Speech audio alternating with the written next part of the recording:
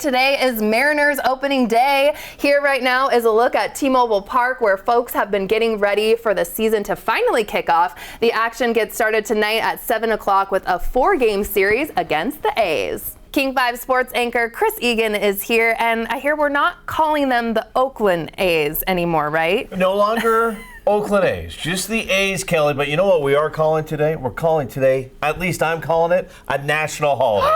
It is opening day. I think this should be a national holiday. Baseball is back. Here we go again. Mariners A's starting the season off. It's going to be a fun one. I can't wait. Hot dogs, beer. The grass is perfect over at T-Mobile Park. This is the best time of the year for me. It really is. And you are so busy today. You didn't want me to mention it, but I'm going to put you on blast. You haven't even slept. This is how busy and excited you are. That's opening day. I know. There is no time to sleep on opening day, and that's okay, because you know why? I don't have to play tonight. I get to sit back and enjoy this. And this is a Mariners team with high expectations, Kelly, and I'm going to tell you what, they need to strike early. 13 of their first 16 games. 13 of their first 16 games are at T-Mobile Park. They need to win in March and April. Okay, and I want to get down to who to watch, fan favorite, Julio Rodriguez. Yeah. How's he looking? Well, Julio Rodriguez, he'll admit, he's coming off of a bad year. Did not play great last year, was very inconsistent at the end of the year, kind of started getting things going a little bit. Talked to him several times at spring training. He loves where he's at physically. He loves where he's at mentally. He loves having Edgar Martinez as the hitting coach, along with Kevin Seitzer, who they brought in during the offseason. So I'm expecting big things from Julio Rodriguez. Julio Rodriguez also talked about this defense. Victor Robles, Randy Arozarena, also in the outfield. He thinks this could be the best defensive outfield in all of baseball. Oh, my gosh. I like that. I also want them to hit a little bit, too, because they're going to be probably batting 1, 2, 3 in the order. Ooh, okay. I can't wait. Another fan favorite, one of my favorites, Cal Raleigh. And he just came off his best season yet and signed a major deal, right? Tell me about that. Major deal. He's going to be basically, they want to keep him in Seattle for the rest of his life. This is big news for the Seattle Mariners, for the fans, and for Cal Raleigh. This is a guy that not only won a Gold Glove last year, he won a Platinum Glove. He works with the best pitching staff in all of baseball. So, yes, I think this is huge news. They're keeping him for at least 6 more years with an option for that 7th year.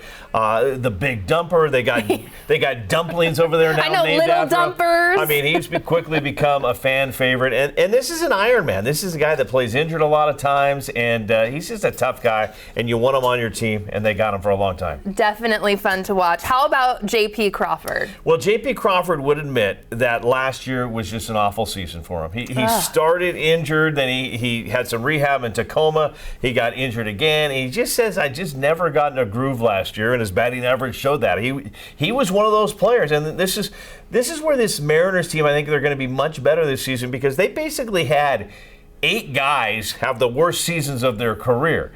We can't expect that to happen again. At least let's hopefully that won't happen again. And J.P. Crawford is one of those guys, they need him to have a bounce-back year. He is healthy. He is ready to go. He's your shortstop. He's one of your leaders of this team. They need a big year from J.P. Crawford, and all signs right now are pointing that it should be better than last year. Okay, and switching gears a little bit to pitching to talk about. I know Logan Gilbert is getting the start tinight. How are we looking there? Logan Gilbert going to be making his first ever opening day start. I mean, this is a special moment for Logan Gilbert.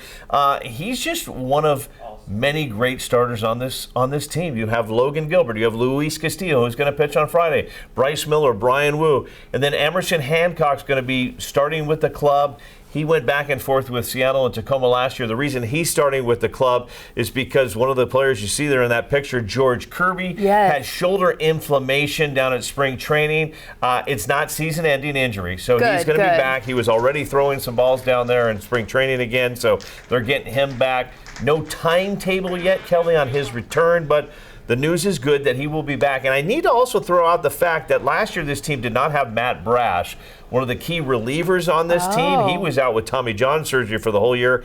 Matt Brash has been pitching in spring training. They're hoping to have him back by May. So that's another big addition to this team. This is looking good. Yeah. Okay. And what's also looking good, because he's one of my favorites, Dan Wilson. It's his first full season as manager. So what are we looking at for Dan Wilson? Well, I think Dan Wilson said it best during spring training. What we're going to do with this team is we're going to simplify things. We're just going to make things, we're going to get back to the basics. And last year he took over this team, didn't have a lot of time to put his imprint on this team.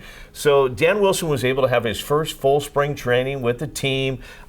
He's working with his old buddy Edgar Martinez. He's brought in some other familiar faces. Alvin Davis, Ichiro gets in there and works with the guys. Yes. Jay Buhner was down there in spring training. So I'm expecting big things. The players love him. At least the players that I chatted with during spring training, they just say this guy. He's the guy. He speaks to us.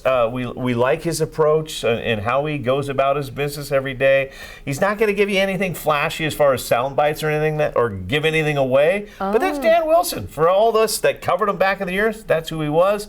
And hopefully he can lead this team back to the playoffs. And who knows, maybe the first ever World Series if we Can you imagine if he was our I just got goosebumps. That would be incredible. Put a statue of him outside the stadium if he gets into this. 100%. And then Ichiro is, I mentioned Ichiro's buddy. He'll be throwing out the ceremonial first pitch tonight. So I'm going tonight, and I'm going early because I cannot miss that. Yeah, it's going to be fun. The place is going to be rocking. It sure is. And so what's it going to take for the team, this postseason to, how are we looking in our division? How is it all stacking up? I think if you listen to the folks that cover this game a lot, they say the AL West is wide open as far as it comes to the Astros, the Texas Rangers, and the Mariners.